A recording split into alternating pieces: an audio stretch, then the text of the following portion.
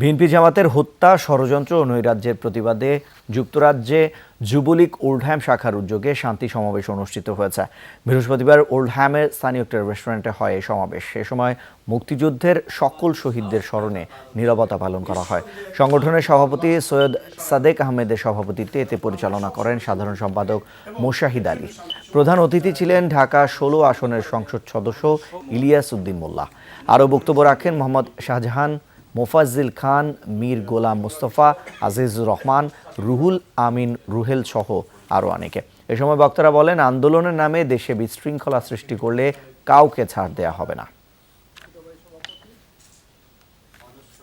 মাননীয় প্রধানমন্ত্রী জননেত্রী শেখ হাসিনা বাংলাদেশকে যেভাবে শান্তিতে রাখতে, আমরা শান্তিতে থাকতে চাই। যদি এই শান্তিকে কেউ জ্বালাও পোড়াও, হত্যা, বোমাবাজি করতে চায়, তাহলে আমরাও ঘরে বসে থাকবো না, আমরাও রাস্তায় নামবো।